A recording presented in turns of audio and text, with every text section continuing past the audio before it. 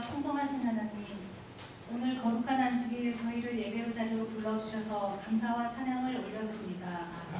한 주간도 눈동자와 같이 지켜 보호해 주시며 안식일을 맞아 주님의 전으로 인도해 주심에 또한 감사드립니다. 아멘. 세상 속에서 살아가며 저희들이 지은 죄와 허물들이 있다면 이 시간 십자가 앞에 내려놓사오니 예수님의 보혈로 깨끗하게 씻어주시옵소서. 아멘. 초여름의 더위가 시작되고 있습니다. 우리의 신앙이 지치거나 낙심하지 않도록 성령의 힘을 더해 주시옵고 하루하루의 삶이 우리의 힘과 능력으로 살아온 것이 아니라 하나님의 은혜로 살아가고 있음을 깨닫게 하여 주시옵소서. 아멘. 우리의 삶을 항상 주님이 원하시는 길로 인도하여 주시고 주님의 음성에 더욱 귀 기울이고 말씀을 가까이 하며 주님이 보시기에 아름다운 주님의 자녀로 거듭날 수 있도록 은혜 베풀어 주시옵소서. 아멘. 안식일을 통하여 하늘의 평안과 위로를 경험하는 은혜의 시간이 되게 하여 주시옵고 마음을 다하고 뜻을 다해 드리는 신령과 진정의 예배가 되길 원하옵니다. 아멘. 단위에 세우신 목사님께 영육간의 강건함을 더하여 주시옵고 선포되는 말씀을 통해 우리의 영혼이 살아나며 치유되는 시간 되게 하시옵소서. 아멘. 예배의 시종을 주님께 맡기오며 예수 그리스도 이름으로 기도드립니다. 아멘.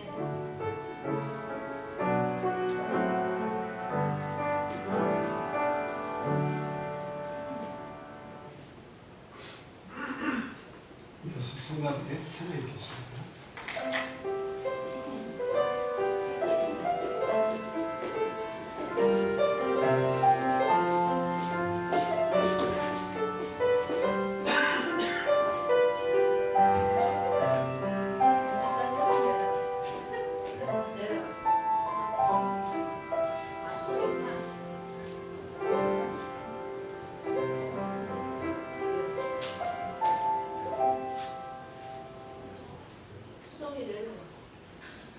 그냥 다 올라가요?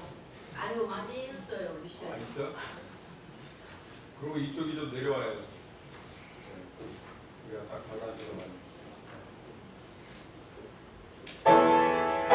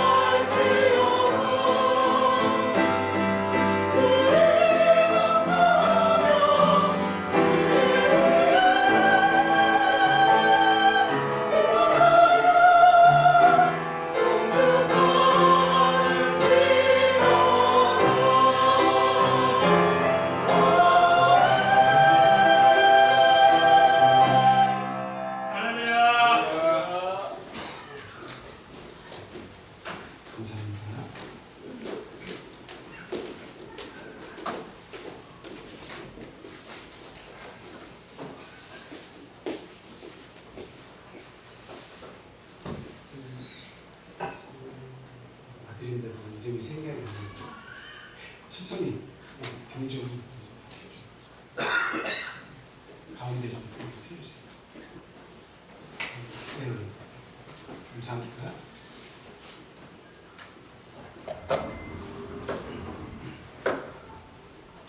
예수 그리스도 이름으로 하나님 말씀 전하겠습니다. 오늘은 베드로후서 1장 5절에서 9절에 있는 말씀 통해서 같이 은혜를 나누도록 하겠습니다. 홍정민 수도님께서 읽어주시겠습니다. 그러므로 너희가 더욱 힘써 너희 믿음의 덕을 너희의 지식의 절제를 절제의 힘을 인내의 경건을 경건의 형제 우애의 사랑을 구하라. 이런 것이 너희에 있어 부족한즉 너희로 우리 주 예수 그리스도를 알기에 게으르지 않고 열매 없는 자가 되지 않게 하려니와 이런 것이 없는 자는 맹인이라 멀리 보지 못하고 그의 옛죄가 깨끗하게 한 것을 잊었느니라. 아멘.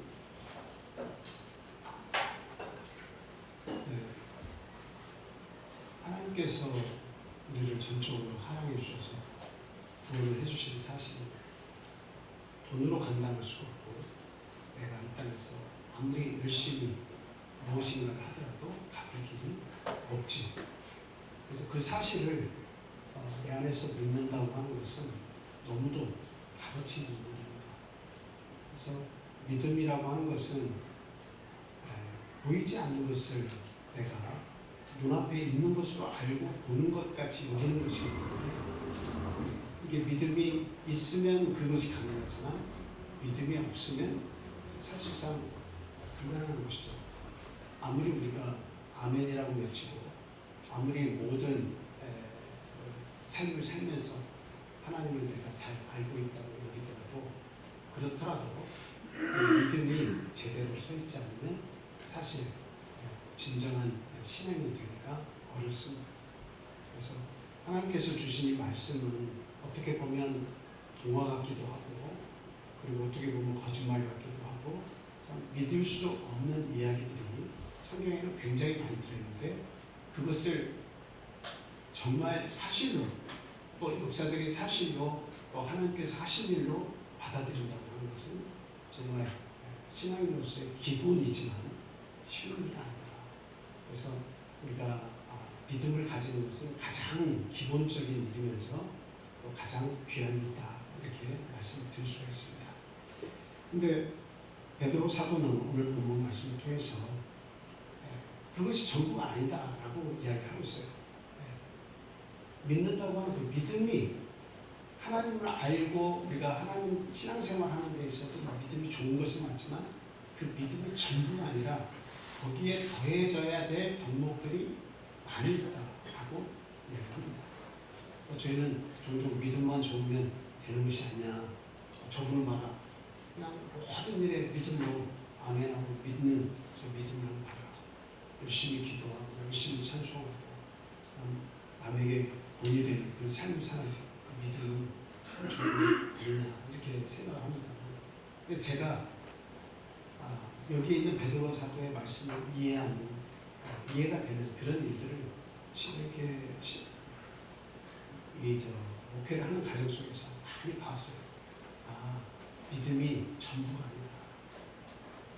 네, 한 번은 지금은 소천하셨습니다만 한 장로님께서 계시는데 목회를 이렇게 할 때 배울 점이 참 많은 장로님이 있어요.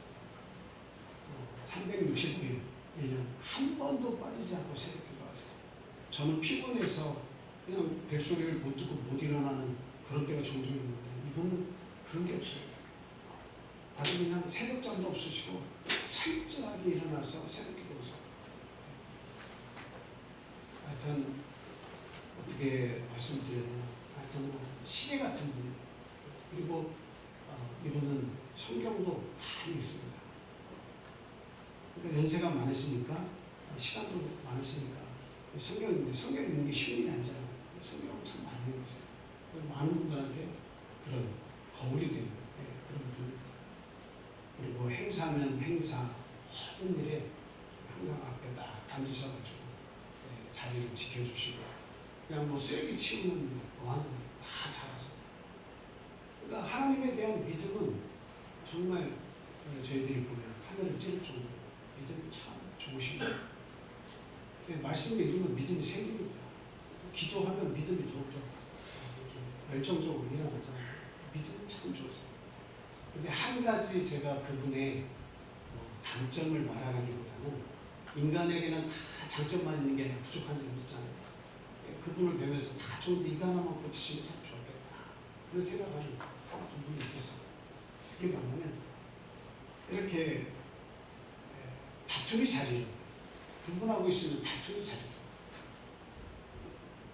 그리고 그분은 교회에 어떤 안 좋은 일들이 일어나면 그런 일들에 대해서 굉장한 관심을 가지고 이것을 직무위원회 의제로 올려달라고 항상 이야기해요.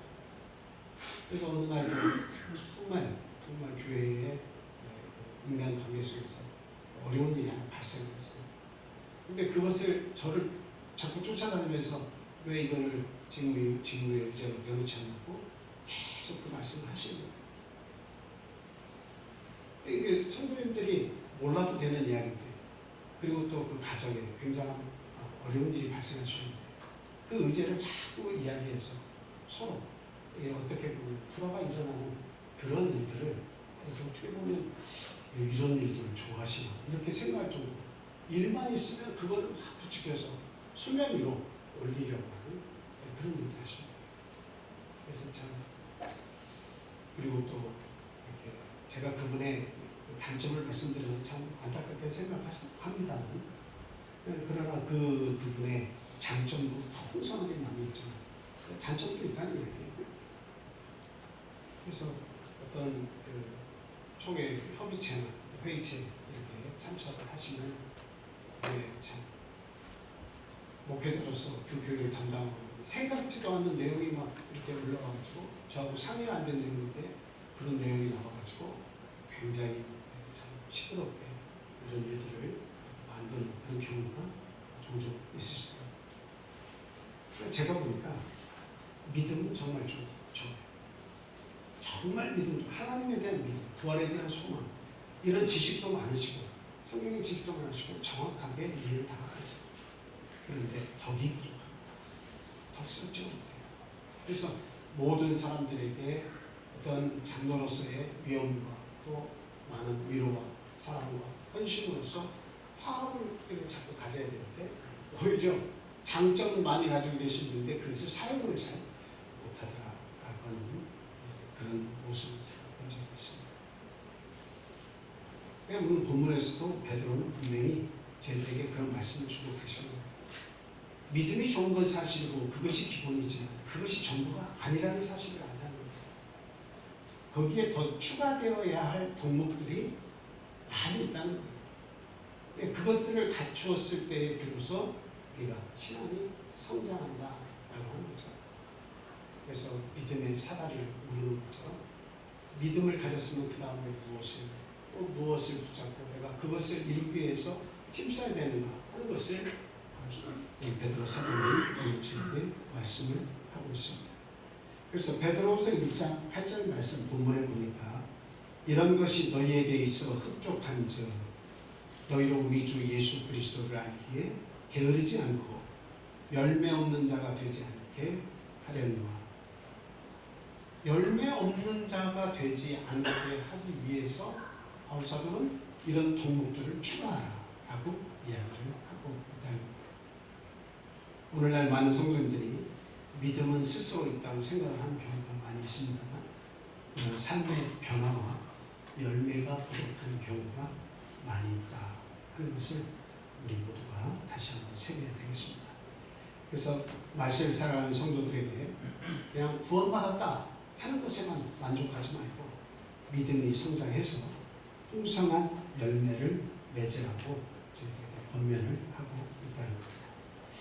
첫 번째로 말씀 속에서 우리에게 주시는 교훈은 믿음은 자라나야 하는 겁니다. 믿음은 앞으로 전진해 나가야 된다라고 하는 사실입니다.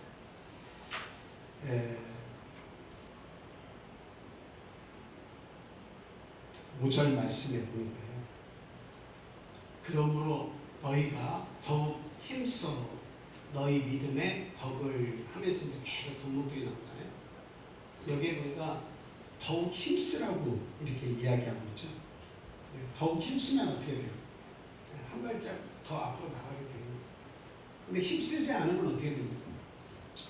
여러분 그냥 몸이 힘들고 마음이 힘들고 인간관계 속에서 힘들고 내 하는 사업도 힘들고 내가 하는 모든 일들이 다 지치고 힘들고 하니까 그냥 그 제자리에 주지 않고 싶죠. 편안히 쉬고 싶지 않아요. 누구라도 다 마찬가지잖아요. 근데 힘쓰지 않으면 믿음도 마찬가지예요. 전진하지 않으면 일보 전진하지 않으면 구태의연하면 어때요? 믿음이 처음에 조금 믿음인 줄 알았는데 나중에 보면 이게 썩지는 않지만 믿음이 흘러가지 않고 전진하지 않으면 퇴보가 돼요. 퇴보가 된다. 과거에 가졌던 믿음보다도 나는 그냥 가만히 있는 것 같은데 믿음은 퇴보가 된다. 그래서 말씀을 들어도 그게 나에게 감동을 주지 못하고 또 말씀을 듣는데도 내 마음이 평안이 만들어지죠. 말씀을 듣고 기도를 한다고 하는데도 그 기도의 능력이 떨어져요. 기도가 안 되는 거예요. 네, 기도하고 싶지도 않고 기도가 안 되는 거예요. 또는 마음으로 원하더라도 내가 무릎 꿇고 기도하는 것 자체가 너무나 힘든 거예요. 매사가 다 변하는 거죠. 말씀에 감동이 없고 기도에도 유익이 없고 별로 힘이 없고 찬양을 이렇게 해도 유익이 없고 그냥 어떻게 보면 그냥 가죽만 있는 거예요. 신앙의 가죽만 있는 거예요. 실제로의 어떤 움직임 그 말씀과 찬송과 기도를 통해서 앞으로 나아가서 내 마음이 정말 감사하고 기쁨이 있고 우리의 가족을 내 신앙으로 다스릴 줄 알고 이렇게 뭔가 돼야 되는데 그게 자라나지 않으면 아무런 믿음의 능력이 없는 거예요. 근데 신앙인이라고 하는 거줄만 이름만 가지고 살아가요. 근데 나중에 알고 보면 하나님 앞에 우리가 섰을 때 심판을 받잖아요. 근데 마지막에 나는 구원받을 것이라고 생각을 했는데 만약에 하나님께서 너는 이곳이 아니라 저곳이다 라고 다른 곳을 지정해 주셔서 가게 되면 슬피 울며 이를 갈미 있으리라. 그 자리로 우리가 간다면 얼마나 참 내 인생 수고는 수고대로 하고 시간은 시간대로 보고 물질도 물질대로 다 내가 다 썼는데 결과적으로 하나님 앞에 구원받지 못한다. 얼마나 참 낭패 고통스럽겠습니까. 그래서 베드로는 그런 일이 있지 않도록 해라. 더욱더 네가 힘을 쓰라는 거야. 믿음은 있지만 여기에서 멈추지 말고 정치하지 말고 성장을 하라라고 이야기를 하고 있습니다. 그래서 구원은 하나님의 전적인 은혜로 우리가 받지만 이 믿음의 성숙함은 노력과 그리고 순종이 필요하다라고 하는 것을 인식을 해야 되겠습니다. 히브리서 6장 1절 말씀 우리 한번 같이 읽어보도록 하겠습니다.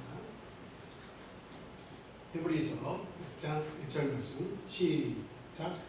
그러므로 우리가 그리스도의 도의 초보를 버리고 죽은 행실을 회개함과 하나님께 대한 신앙과 여기에 보니까 초보를 버리라고 되어 있어요. 초보를 버리라.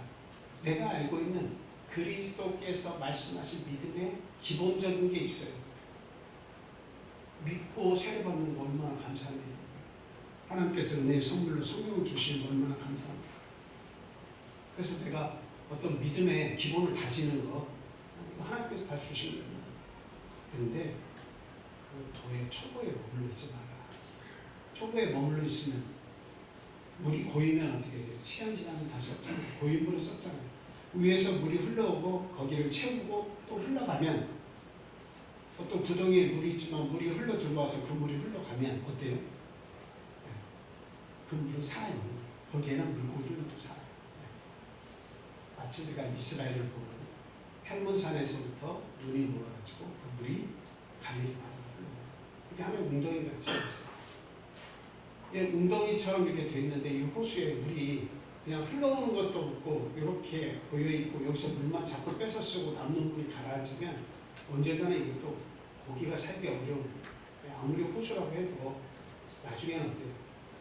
고기가 살기 어려운 생태계가 만들어질 수 있어요. 근데 감사하게도 위에서는 계속 꾸준히 물이 흘러오고 이 갈릴리 바다에 물이 고이면서 고인 것으로 끝나지 않고 요단강 강줄기를 만들어가지고 쭉 계속 내려가요. 그래서 이 갈릴리는 살아있어요. 물고기들이 상당히 많습니다. 근데 요단강을 통해서 한 400m 정도까지 계속 흘러들어가요. 그러니까 여기가 그 해수면이면, 그리고 해수면과 땅이 맞닿아 있다 그러면은 400m 밑으로 계속 내려가는 거예요. 그럼 여기 밑에 물이 고인 이 바다를 뭐라고 말해요?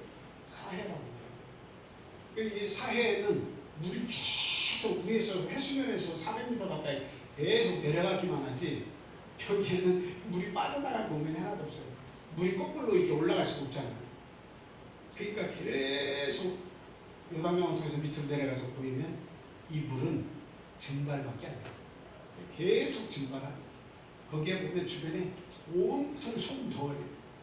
사해바다 속에 들어가면 우리의 몸이 자동으로 뜹니다. 저도 경험을 해봤는데 놀랍더라고요. 그냥 떠요. 그때는 몸무게가 한 89kg 정도 되는데 그런 무게는 저도 뜰까라고 생각했는데 뜨더라고요. 소금기가 7배, 8배 그렇게 짧기 때문에. 근데 아마 지금은 더 짧을 거예요. 왜?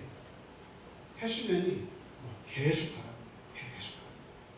지금은 1m 이상 가라앉았어요. 그러니까 증발이 그만큼 다 되고, 중간에서 요단강을 통해서 식수든 무슨 물이든 농업용수든 다 뺏었으니까 내려오는 물이 적은 데다가 이 증발량이 계속, 물이 없는 데다 증발이 계속 이루어지니까 소금처럼 두꺼워지는데 물이 쭉쭉쭉 떨어지는 거예요. 그러니까 더 진해지는 거예요. 여기에는 하나의 생명체로 살 수가 없어요. 바다라고는 말하지만 죽은 바다이기 때문에 그 속에서는 어떤 물고기도 살 수가 없어요. 그래가지고 조금이라도 상처가 난 부위가 거기에 닿다 그러면 쓰라진 것이 곱하기 10을 해야 돼요. 눈에 물들었다, 바닷물이 튀어서 눈에 들었다 그러면 난리 날 정도로 아파요. 막 쓰라려요. 그 정도로 이 죽음의 바다, 사회가 이렇게 죽음의 바다가 된다라고 하는 사실. 머물러 있으면 안 돼요. 우리의 믿음은 계속 힘들어도 한 발 한 발 전진해야 돼요. 믿기 어려운 때도 있고, 때로는 낙심할 때도 있고, 때로는 고통받고, 때로는 이해가 되지 않는 그런 때가 있다 할지라도 우리는 오늘보다 내일보다 그 다음날 믿음의 진보가 내 삶 속에서 이루어져야겠다 하는 겁니다. 제가 물론 한 번씩 오셔서 물을 주시는 분들도 계시지만, 제가 여기에 있으면서 꼭 1시간에서 2시간 가까이 물 주고 풀 뽑고 하는 일을 제가 해요. 근데 여기서 보면 어떤 생각을 하면서 보면 열매를 보면서 항상 그 일을 해요. 벌써 복숭아도 달려있잖아요. 복숭아도 달려있고, 그리고 또 앵두도 달려있고, 그 다음에 방울토마토도 달려있고, 오이도 달려있고, 좀 있으면 이제 사과도 있고, 그리고 이제 블루베리 나무 오시면서 쭉 이렇게 한 9개 정도 큰 거를 갖다 놨잖아요. 그거는 이제 참 우리가 송도인들이 밭을 자꾸 가꾸니까 장항에 있는 한 청년이 농사를 짓거든요. 한번 딸기를 따라서 제가 한번 갔다 왔는데, 그 청년이 블루베리 나무를 좀 준다고 해서 우리가 감사하다고 했는데 너무나 많이 갖다 줘가지고 저는 세워놨어요. 조금 더 갖다 준다고 했더니 본인도 이 교회가 예쁘게 지어졌으니까 길에 성도님들이 들어올 때 오면서 열매 있는 그런 걸 보고 얼마나 좋아하시구나 해서 길 쪽으로 갖다 주겠다고 그렇게 하고, 또 제가 물을 많이 줘도 블루베리가 이렇게 자라나가지고 곧 먹을 수 있겠다 이렇게 생각을 했는데 지금 다 죽는 거예요. 분갈이를 해주겠다고 또 그건 또 싹 다 가져갔어요. 색깔이 항상 푸르러야 되는데 이게 빨갛게 변하면 이 밑에 흙이 단단해져가지고 이렇게 물을 줘도 제대로 흡수가 안 되고, 통기가 바람이 통하지가 않아서 이파리가 빨갛게 변하면 죽는다고 분갈이를 해가지고 가져왔어요. 그 열매를 바라보면서 풀도 뽑아주고, 그리고 물도 주고, 비료도 주고. 근데 만약에 1년이 지났는데도 열매를 안 내죠, 3년이 지났는데도 열매를 안 내죠, 10년을 바라봤는데도 이게 블루베리가 만약에 거기에서 자라지 않는다면 여러분 어떤 생각하시겠어요? 물론 그 자체로 푸르름이 있어서 좋다 하면 상관없지만 농부는 항상 이 나무를 심을 때 열매를 바라보고 싶잖아요. 근데 열매가 한두 해 안 맺는 것이 아니라 참 인내를 하고 내가 참고 견뎠는데 10년 동안 만에 열매를 맺지 않는다면 그 농부는 어떤 생각을 할까요? 품종을 다른 품종을 심어야겠다 아마 이렇게 생각할 겁니다. 성경에서는 촛대를 옮긴다는 말씀이 있어요. 하나님의 이 촛대가 쓸모가 없으면 이 촛대를 다른 데 하나님의 구원의 상징인 이 촛대를 다른 곳으로 내가 옮길 수도 있다 이렇게 하나님 말씀을 하고 있어요.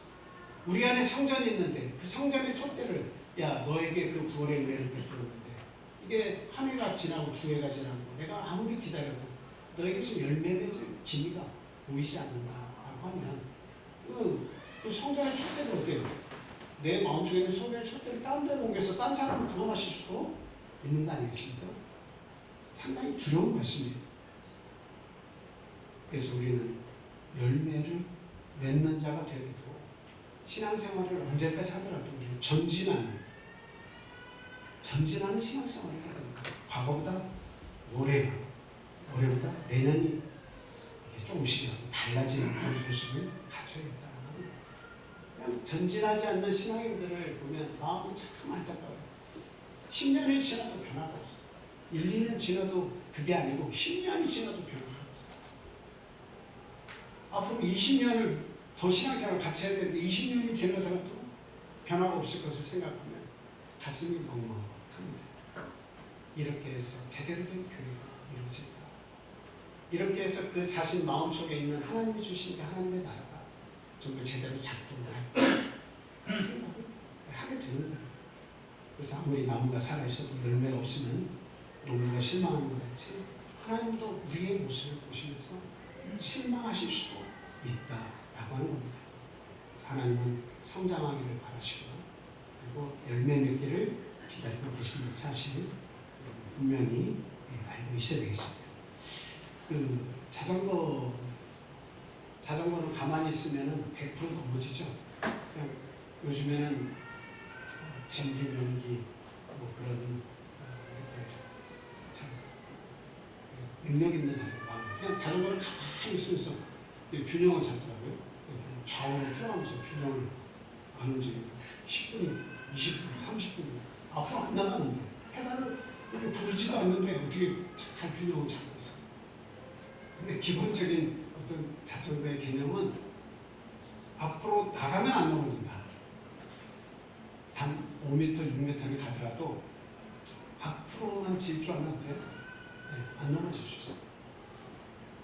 세게 페달만 밟아가지고 이제 저기다가 조금 더 기술을 더하면 넘어지려고 하는 쪽으로 핸들만 바꾸면 안 돼요. 넘어지려고 하는 쪽으로. 그러면서 페달을 바꾸면 넓은 운동장에서는 얼마든지 앞으로 나갈 수 있다라고 하는 거죠.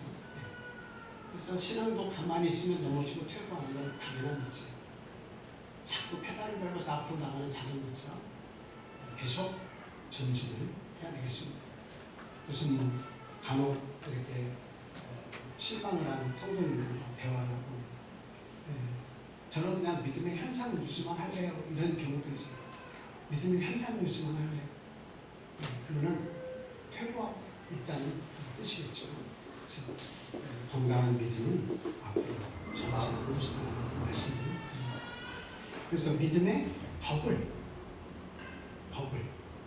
그리고 덕에 지식의 절제 인내를 그리고 형제 사랑을 형제 위에 닿으면 마지막 사랑을 공급하는 거지. 계속 덕목을 더 공급을 해서 어때요? 하나님 말씀하신 그 자리를 올리라라고 하는 말씀이죠. 그래서 두 번째로 드리고 싶은 말씀은 믿음은 사랑까지 가야 완성된다 이 말씀을 드립니다. 5절에서 7절 말씀을 제가 읽어드리겠습니다. 본문 5절에서 7절 그러므로 너희가 더욱 힘써 너희 믿음의 덕의 지식의 절제의 인내를 인내의 경건을 경건의 형제 우애의 사랑을 더하라고 이야기하고 있습니다. 마지막 단계는 뭐냐? 우리가 믿음으로 막 살려고 하는데 결국은 모든 것을 다 채워주는 게 뭐냐?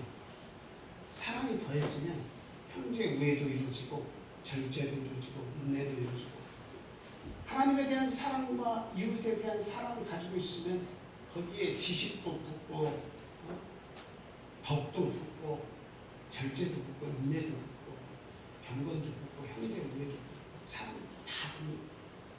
그러니까 이 믿음으로 우리가 시작을 해서 믿음의 계단을 계속 올라가면 마지막에 우리에게 큰 열매를 맺는 것은 사랑이다 라고 하는 겁니다. 어떤 조각가가 큰 대리석을 웅장한 대리석을 가지고 있어서 정으로 쫓고 있으면서 모습이 하나하나 드러나니까 사람들이 옆에서 보고 있다가 참 이런 작품의 세계를 이렇게 이해를 하시고 이런 걸 만드는 거 보면 참 대단하신 손입니다. 놀라운 솜씨입니다. 칭찬했어요. 어떻게 이런 것을 이렇게 예쁘게 또 사실처럼 표현을 할 수가 있습니까? 라고 칭찬을 했더니 원래 이 대리석 안에 그 작품이 들어있습니다. 왜 나는 그 필요 없는 부분만 깎아내는 겁니다. 필요 없는 부분만 이렇게 떨어내는 거예요. 필요 없는 부분만 내가 떨궈내면 그 안에는 좀 아름다운 작품들이 다 들어있는 거예요. 여러분 우리 스스로 안에도 우리 안에도 뭐가 있어요? 하나님의 작품 세계가 사실은 다 있습니다. 작품 세계가 다 있어요. 그래서 창세기를 보면 우리가 누구의 모습으로 창조됐다고 그렇게 이야기하고 있습니다. 하나님의 형상대로 지은 것이라고 그렇게 얘기하고 있어요. 그러니까 여러분에게는 이미 하나님의 작품이 들어있는 거예요. 하나님의 형상이 다 들어있는 거예요. 그러면 그 작품이 드러나게 하려면 어떻게 해야 됩니까? 안 좋은 부분만 떨궈내는 거예요. 안 좋은 부분만. 하나님의 형상이 드러나도록 안 좋은 부분만 잘 떨어내는 거예요. 그게 우리의 기도고, 그게 우리가 말씀을 읽어야 할 이유고, 그게 하나님 앞에 나와서 회개하고 정말 내 죄를 고백하는 그런 일들입니다. 그런 일들을 우리가 하게 되면 안 좋은 부분들이 떨어져 나가면 하나님의 형상이 내 안에서 살아나는 거예요. 그게 작품이 되는 거예요. 하나님이 기뻐하시는 작품이 되는 거예요. 그냥 그 떨궈내지 못한 그 부분, 죄와 사망으로 죽었던 우리를 살려주셨는데 여전히 우리 안에 더덕더덕 붙은 그런 먼지와 또 여러 가지 잘못된 생각과 유익하지 못한 것들이 내 안에 더덕더덕 붙어가지고 하나님의 작품을 가리고 있는 것 뿐이지, 그런 것들을 우리가 떼어내기 시작하면 하나님의 형상이 드러나는 거 아니겠습니까? 그래서 하나님께서 우리의 삶을 다듬으세요. 그런 생각을 합니다. 뭘로? 여러분 살아보면서 저도 경험을 너무 많이 했어요. 마음 아픈 때가 많이 있었어요. 왜 내가 이런 삶을 살까? 이런 생각을 할 때가 있었어요. 하나님이 고난의 조각도로 우리를 파시는 거예요. 우리가 고통스러우면 하나님께서 고난을 우리에게 허락하시는 걸 믿습니다. 우리가 교만하고 우리가 하나님의 일에 반대되는 길을 가면 하나님 우리를 사랑하시면 우리에게 고통이 될지라도 아픔의 시간을 주십니다. 돌아볼 시간을 주시는 거죠. 근데 뭐 하나님께서 사랑하시지 않는다 그러면 그냥 내버려 두시는 거예요. 만약에 하나님께서 나를 그냥 내버려 두신다는 생각이 들면 위험하구나. 빨리 하셔요. 내가 하나님에 대한 열심이 없는데 뭔가 믿음 생활을 제대로 하지 않는데도 어떤 아픔과 고통과 어떤 근심이 나에게 오지 않는다라고 하는 것은 그거는 하나님께서 내버려 두신다는 아주 큰 위험시험입니다. 아픔이 오면 어때요? 내가 그것을 깨닫고 감각이 살아있으면 다시 살아나는 거예요.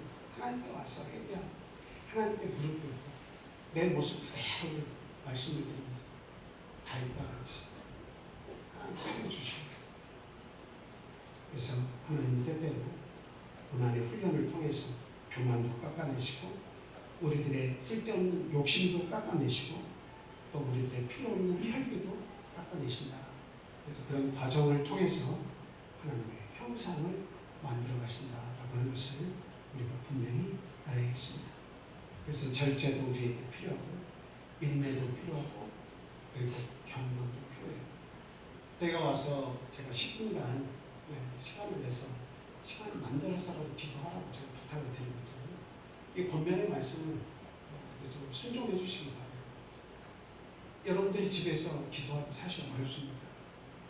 그냥 제가 여러분들 안 보는데 뭐 CCTV 틀어놓고 제가 기도 안 하는 거 그게 아니고 누구라도 마찬가지예요. 집에서 기도하기는 진짜 큰 마음을 먹어야 기도하게 되고 기도가 잘 안 돼요. 그러면 성경 공부 시간이라도 그리고 또 우리가 모이는 집회 시간이라도 예배 시간이라도 와가지고 정말 그 짧은 시간이라도 어때요? 기도하는 습관을 들이셔야 된다. 기도하는 습관을 들이셔야 된다. 이 기본적인 걸 가지고 이 그리스도의 도의 촉구에 머물러서 믿음만 가지고 있지 아무런 행함이 없는 그런 믿음을 가지고 살아가면 나중에 모래성 위에 쌓는 것과 똑같아요. 30년이시라고 그냥 우리 삶이 언제 마감될지 모르지만 하나님이 부르실 그때가 되고 기도 안 나와요. 죽는 순간이 눈앞에 와도 기도가 안 돼. 찬양이 안 돼. 그리고 내가 정말 어디로 가는가 믿음이 안 생겨. 죽음은 임박했는데 고통스러워. 그때는 철이 들어가지고 좀 그래도 하나님 나라 간다는데 어떻게 하면 갈 것인가. 근데 기도도 안 해보고 찬송도 제대로 안 해보고 말씀도 집중 안 해보고 그리고 이제 마지막에 어떤 때가 와서 하나님 부르실 때가 되면 내가 신앙생활을 오래 한 것 같은데 그때 가면 긴가 민가 하는 거예요. 내가 구원받을 수 있을까 긴가 민가 하는 거예요. 그래서는 안 되겠죠. 그래서 오늘 본문 5절에서 7절 말씀과 같이 믿음만이 전부가 아니고 믿음의 덕의 지식의 절제의 인내를 인내의 경건의 형제 우애의 사랑을 공급하는 그런 열매들을 우리가 맺어야겠다 하는 말씀을 드립니다. 결국은 사랑까지 가야 된다는 말씀을 드리는 거예요. 여러분이 마음이 뜨거워져서 믿음은 있지만 종말도 믿고 부활도 믿고 또 여러분들이 예수 그리스도 안에서 세워지는 것도 믿는데 결국은 어디까지 가야지 성공한 신앙입니다. 사랑까지 가야 돼요. 그 사랑은 참 만들기가 고통스러워요. 왜 사랑이 맨 마지막입니까? 믿음이 출발해서 왜 사랑이 맨 마지막입니까? 사랑은 너무 힘듭니다. 나를 미워하고 나를 증오하고 그리고 또 이해가 안 되는 일들이 많이 일어나고 그것을 내가 포용하고 살아간다고 하는 것은 얼마나 어려운 일이죠. 지식을 쌓고 덕을 쌓는 일은 어느 정도 할 수 있지만 사랑까지 가기는 너무도 힘든 여정이 많은 거예요. 그러나 베드로 사도는 이야기합니다. 그 덕들을 계속 붙여나가서 마지막에 너희가 이르러야 될 것은 사랑이라고 이야기했어요. 율법의 완성은 사랑이라고 얘기했어요. 성경을 쥐어짜면 사랑이 나오고 사랑 속에서 하나님에 대한 믿음도 다릅니다. 그래서 이 사랑이 자라나지 않으면 우리의 신앙은 완성되지 않는다. 사랑까지 가려면 절제도 해야 되고 인내도 해야 되고 끊임없이 아파도 참고 견뎌야 된다. 그래서 이 사랑에 대한 우리 소망을 두고 사랑을 이루기까지 전진해야 되겠습니다. 고린도전서 13장 13절에 보면 우리가 잘 아는 말씀이 있죠. 그런즉 믿음, 소망, 사랑 이 세 가지는 항상 있을 것인데 그 중에 제일은 사랑이다 이렇게 얘기하고 있습니다. 이 땅에서는 믿음, 소망, 사랑이 항상 있어요. 그 중에는 사랑이에요. 근데 우리가 사랑을 더 높이 치는 이유가 있어요. 뭐냐면 하나님 나라에 우리가 가잖아요. 죽음의 강을 건너서 하나님 나라에 가잖아요. 더 이상 보이지 않는 것을 믿을 필요가 없어요. 그렇죠? 보이지 않는 것에 대한 내가 뭔가 눈앞에 있는 것처럼 알고 그렇게 행하는 것이 믿음인데 하나님 나라에 가면 직접 확인하는 느낌입니다. 온 우주에 대한 이해가 되지 않는 많은 미스테리가 있는 이 우주도 어때요? 그 안에는 수천억 개가 더 있어. 믿어야 돼요. 내가 볼 수 없습니다. 그러나 하나님의 나라 가면 이 모든 문제가 한 번에 다 해결돼. 내가 가서 직접 보는데 아무리 먼 우주라도 그 우주의 세계에 어떤 별들이 있는지 난 너무 궁금했어 라고 하는 것이 여러분 있을까요? 안드로메다 소문이 있다는데 한번 여기 가보고 싶다. 그러면 그 별들의 세계를 하나님께 말씀드리고 거기 보내달라고 다 가서 확인하면 돼요. 지금 이 땅에서는 지구라고 하는 하나의 별에서 보여지는 것만 사람들은 믿고 이것이 전부 다인 것처럼 알고 있지만 우주를 만드신 하나님께서는 우리가 영원한 생명을 부여받으면 이 우주의 모든 세계도 이제는 믿음을 가지고 없지만 추측을 해서 있을 거야 하나님께서 말씀하시니까 있다고 믿어가 아니라 가서 믿음이 필요 없이 확인을 하는 거야. 보고 다 하는 거야. 그래서 우리는 하나님의 나라에 보면 믿음은 사라집니다. 하나님 믿어 할 필요 없어요. 하나님을 뵙고 사랑하는 그럼 소망이 여러분 소망도 어때요? 그러면 소망이라고 하는 것은 내일 이루어질 것을 우리 소망이라고 말하지 않습니다. 물론 내일 하루만 잡으면 이루어지는 것도 나는 이거 바램이야라고 말한다는 것도 하나의 소망이 되겠지만 진짜 소망이라고 하는 것은 큰 소망은 어때요? 시일을 많이 두고 이게 꼭 이루어지면 좋겠어. 언제라도 꼭 이게 되면 되겠어. 좋겠어. 이렇게 기다리는 게 아니겠습니까? 근데 하늘나라에 가면 소망이 필요 없어. 왜? 즉각적으로 그것을 이룰 수가 있어. 그러니까 막 시간을 두고 시일을 두고 몇 천년만 뭐 그런 뭘 두고 소망을 가지고 막 이런 이렇게 막 뭔가 부족해가지고 무슨 채우기 위해서 달려가는 일은 없다. 원하는 것을 이룰 수 있는 것이다라고 하는 거죠. 여기에는 눈물이 없다고 성경은 기록하고 있어요. 눈물이 없다는 어때요? 죽음의 공포가 없고 막 소망을 이루지 못해서 답답하고 아픔이 없는 것입니다. 그런데 한 가지는 존재를 해요. 그게 뭐냐? 사랑은 하나님 나라에 가서도 여전히 존재합니다. 하나님께서 지으신 세계에 대한 동경, 하나님이 지으신 모든 세계 이런 것들을 보면서 우리는 감동하고 감격해서 하나님을 사랑하지 않을 수가 없습니다. 그리고 또 다 같이 모인 우리 믿음의 우리 사람들이 있을 거 아닙니까? 구원받아서 그 모든 사람들이 사랑하지 않고는 살 수 없는 세계가 하나님 나라예요. 그래서 그곳에는 다툼이나 뭐 어떤 아픔이나 이런 것들이 없는 거예요.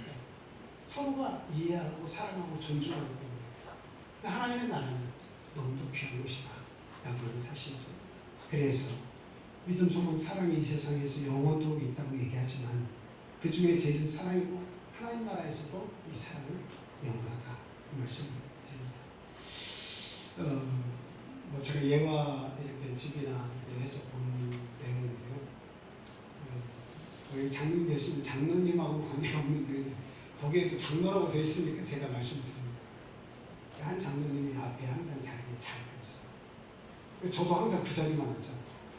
근데 어느 날 새로운 새신자가 장로님이 항상 앉는 자리에 딱 앉아있어요. 그러니까 믿음이 좋으신 장로님이 그것을 지나면서 여기 내 자리인데 하면서 다른 것을 하더라고요. 그러니까 믿음도 있고 성경에 대한 지식도 있고 품어주는 마음이 없으면 어떻습니까? 만약에 그렇다면 그 예와 말씀처럼 여기 내 자리인데 이 새신자가 여기 왜 앉은 거예요? 다른 데 가셔. 만약에 이런다면 내가 가지고 있는 믿음과 내가 가지고 있는 성경의 지식과 모든 것을 다 갖췄다고 생각하고 스스로 신앙생활 하더라도 덕이 부족하고 사랑이 부족하면 어떻다는 겁니다. 완성되지 않은 믿음으로 살아가고 있다라고 하는 겁니다. 그래서 신앙의 최종 목적은 지식이 아니라 사랑이다. 사랑까지 가야 한다. 네. 자, 오늘 이 말씀 생각하면 나는 가족을 진심으로 사랑하고 있습니다. 또 병진 우리 교회 안에서 우리 형제들을 내가 품어주고 있습니다. 그리고 나를 힘들게 하는 사람까지 사랑하려고 노력을 하고 있습니다. 이런 질문들을 우리 스스로에게 해봄직하다 그 말씀드립니다. 마지막 세 번째는 열매 없는 믿음은 참으로 위험한 것이다. 성경은 그렇게 이야기하고 있습니다. 본문 8절 9절 말씀드리겠습니다. 본문 8절 9절 제가 읽어드릴게요. 이런 것이 너희에게 있어 흡족한즉 너희로 우리 주 예수 그리스도를 알기에 게으르지 않고 열매 없는 자가 되지 않게 하려니와 이런 것이 없는 자는 맹인이라 멀리 보지 못하고 그의 옛 죄가 깨끗하게 된 것을 잊었느니라. 이 말씀은 굉장히 중요한 말씀입니다. 정말 중요한 말씀입니다. 이게 뭐냐? 이런 것이 없는 자는 맹인이다. 내가 믿음은 가지고 있다고 하고 교회를 다니고 있는데 나머지의 그 덕을, 지식을 뭐 다 절제, 인내, 이런 더해지는 것들 있잖아요. 마지막 사랑까지 이런 덕목들을 우리의 믿음에 더하지 않으면, 믿음의 진보가 이루어지지 않으면, 시간이 많이 지났는데도 이런 걸 갖추지 못하면 어떻다는 거예요? 맹인 것 같다는 거예요. 맹인 것. 멀리 보지 못한다. 멀리 보지. 그리고 뭐라고까지 이야기합니까? 그의 옛 죄가 깨끗하게 된 것을 잊었다고 이야기하고 있습니다. 이 대목이 중요합니다. 여러분 1만 달란트 빚진 자와 500데나리온 빚진 자 이야기 잘 아시죠? 그 한 주인이 있어서 1만 달란트 그 갚을 수 없는 빚을 진 자를 용서를 해주죠. 근데 너무 기뻐서 돌아가다가 자기 친구 하나를 만나죠. 근데 그는 500데나리온, 그것도 작은 돈은 아닙니다만 어쨌든 한 데나리온이 하루 품삯이면 그냥 10,000원으로만 계산해도 500만 원이고 10만 원으로 계산하면 5천만 원. 근데 그 빚을 지고 있는 그 친구 하나를 만나고 너 왜 이거 안 갚냐 하고 끄집어다가 가둬놓은 거예요. 자기는 무수한 갚을 수 없는 것을 평가받은 그 은혜를 입었으면서 자기는 은혜를 안 베푸는 거예요. 조그만 은혜도 안 베푸는 거예요. 베드로 사도는 그걸 얘기하는 거예요. 이 덕목들을 갖추지 않고 사랑까지 자라나지 않으면 하나님께서 돈으로도 모든 능력을 다 공헌해서 갚을 수 없는 너의 그 죄에 오염된 것을 하나님께서 용서해 주셨는데 그것을 네가 벌써 잊어버렸구나. 이런 덕목을 갖추지 않는 걸 봅니다. 지금 믿음의 진보가 이루어지지 않는 걸 봅니다. 너 하나님의 그 은혜를 잊고 사는구나 하고 지금 베드로 사도는 이야기를 하고 있는 거예요. 그래서 참 이렇게 보면 이런 것이 없는 자는 맹인이라고까지 이야기를 하고 있습니다. 신앙생활에서 멀리 보지 못하는 거예요. 그냥 내 눈앞에 있는 그 이유만 멀리 보지 못하는 거예요. 정말 우리가 부활할까? 정말 우리가 영원한 생명을 얻으면 우주는 내 삶에 터전이 될까? 이런 것들은 생각을 멀리 못 봐. 하나님이 하신, 계획하신 모든 일들 이해하기 어렵고. 그래서 성장하지 않는 신앙을 매우 위험하다고 이야기하고 있습니다. 지금도 가끔 눈을 감고 앞으로 걸어가고 이 앞에도 눈을 감고 걸어가고 그 넓은 공간에서 적어도 10m 좌우 아무렇게나 움직여도 넘어질 데가 없어도 조금만 가면 불안해가지고 눈을 이렇게 살짝 떠서 봐야 돼. 눈을 감고 볼까요?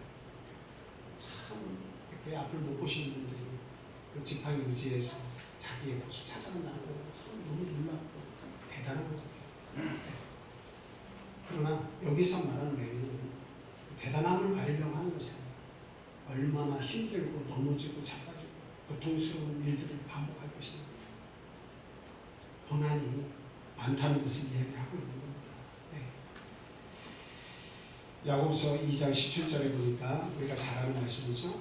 행함이 없는 믿음은 그 자체가 어떻다는 거예요? 죽은 것이다. 이렇게 이야기하고 있습니다. 행함이 없는 믿음은 죽은 거예요. 죽어 있는 거예요. 여러분, 그 꽃을 저도 향기를 맡아봤습니다. 난에 향기 나는 난이 별로 없어요. 그래서 향기 나는 난은 참 좋아합니다. 막 이렇고. 근데 이 꽃이 이렇게 아름답게 이렇게 생겼는데 이게 그 막 뭐라고 해요? 꽃이 생겨라 해가지고 꽃이 생기는 거예요. 아니면 물을 주고 꾸준히 시간이 지나면 자동적으로 생기는 거예요. 자동적으로 생기는 거예요.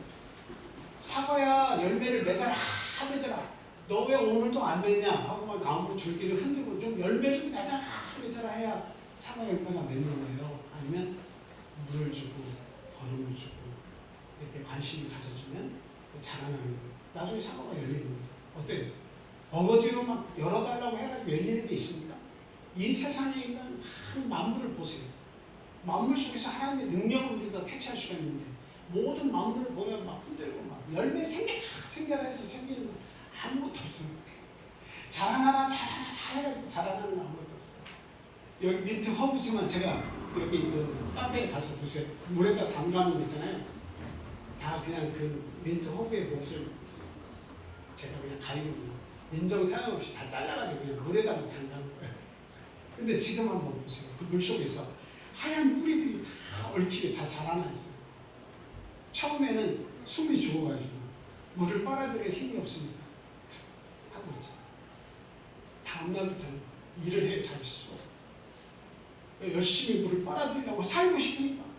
그건 뭐냐면 하나님께서 그 식물에 넣어주신 능력이에요. 죽지 말고 생육하고 번성하라고 하는 게 하나님의 뜻인데 모든 생물에는 그런 게 다 들어있어요. 예를 들면 유전 인자가 꽃을 피우는 데까지 다 돼 있어요. 그러니까 어거지로 막 꽃 피워라 열매 맺어라 하지 않아도 때가 되면 다 열매를 맺고 때가 되면 다 꽃을 피우게 돼요.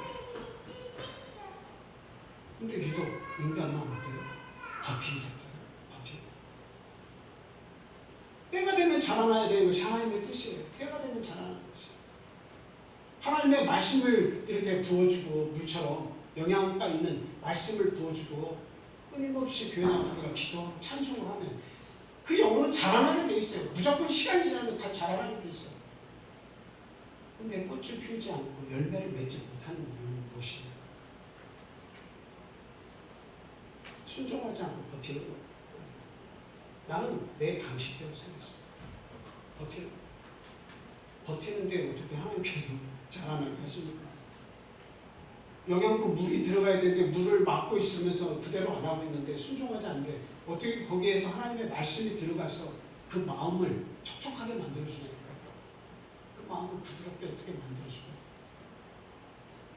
시간이 지나가서 해결될 문제가 아닌 거예요. 아무리 10년, 20년 우리 신앙생활해도 열매를 맺지 못하고 향기가 나지 않는다고 하는 것은 문제가 심각한 것이다. 라는 뿌리가 건강하면 때가 되면 열매를 맺어야 합니다. 우리의 믿음의 기초가 단단하다. 우리가 여기에서 한 달에 한 번씩 우리가 발표하는 거 있잖아요. 구원의 원리를 발표하자. 이 구원의 원리가 아주 소중한 내용입니다. 근데 그것을 우리가 10년 이상 반복해왔어요. 우리의 신앙이 그 구원의 원리를 정확히 이해하고 그리고 그냥 딱딱한 음식도 먹을 때가 된 것이 분명해요. 그런데 과연 우리에게 시간이 되면 자동으로 향기가 나고 꽃을 피우고 하는 것처럼 열매를 맺는 것처럼 우리의 세월이 그렇게 많이 흘렀는데 과연 우리에게서 그리스도의 향기가 나타나고 있는가? 우리가 생각을 해봐야겠다. 열매를 맺지 못하고 있다는 것은 건강하지 않다는 증거입니다. 그리스도의 향기가 나에게서 나타나지 않고 신앙생활이 건강하지 않다는 이야기입니다. 만약에 내 가족 중에서 또 내 이웃 중에서 그리고 나와 만나는 많은 사람들이 너 교회 다니는 거 맞아? 라는 말을 듣는다면 그것은 우리가 크게 생각해야 될 부분이에요. 향기가 나지 않아서 그리스도인 것을 우리가 알지 못한다면 상대방이 알지 못한다면 우리 인생은 돌아가야 되겠다 하는 겁니다.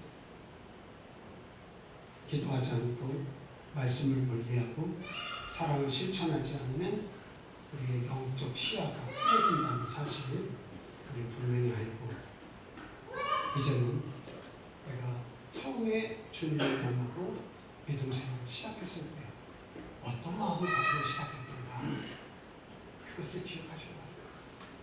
적어도 침례를 받을 때 어떤 마음가짐으로 내가 침례에 임했던가 항상 생각해 보시기 바랍니다. 그래서 그냥 하나님 믿습니다 하는 것만이 아니라 우리 교회에서 성경 공부를 하고 이 지식을 전달해 줄 때 우리가 덕도 갖춰야 되지만 지식을 갖춰야 돼요. 그리고 지식을 갖추면 거기에 절제와 인내를 더하고 그리고 경건도 거기에 넣고 그리고 형제 우리에 넣고 사랑까지 넣어서 비빔밥처럼 부어서 비벼가지고 내 삶이 행복해야 돼. 오늘 제가 베드로 일단 1장 5절에서 9절에 있는 말씀을 통해서 정말 필요한 믿음의 요소들에 대해서 말씀을 드렸습니다. 열매 맺기까지 자라나는 우리 성도들의 믿음이 되시기를 예수님의 이름으로 축원을 드립니다. 다 같이 기도하겠습니다. 할렐루야. 사랑과 은혜가 충만하신 예수 그리스도의 이름으로 기도합니다. 하나님 감사합니다. 우리가 죽을 수밖에 없던 운명을 가지고 태어났지만 우리를 선택하시고 우리를 사랑해 주셔서 하나님의 자녀 삼아주시고 진심으로 감사합니다. 우리에게 안식일에 필요한 영의 양식을 나눠주셔서 영적으로 하나님의 자녀임을 알고 순종하게 하시니 하나님 감사합니다. 항상 우리 주님의 말씀 쫓아가며 내 삶의 등으로 알고 그 말씀 따라가는 우리 성도들 주님 주시옵소서. 우리는 아직도 연약하고 아직도 세상의 유혹에 약하고 많은 죄 속에서 저희들이 지내고 있습니다. 그럼에도 불구하고 우리 하나님은 여전히 우리를 사랑하시고 우리를 돕기를 원하시고 때가 되면 열매를 맺기를 바라고 계신 줄 믿습니다. 하나님, 우리가 3년이 됐건 10년이 됐건 열매를 맺지 못한다면 하나님께서 우리를 안타깝게 생각하시고 때로는 방임하실 수도 있다는 생각이 듭니다. 하나님, 촛대를 우리에게서 옮기지 말아 주시옵소서. 구원의 촛대를 우리 안에 더욱더 굳세게 세워주시고 온전히 말씀을 더욱더 사랑하며 우리 주님 앞에 순종하기로 작정하고 살아가는 저희 인생들에게 주님 도와주시옵소서.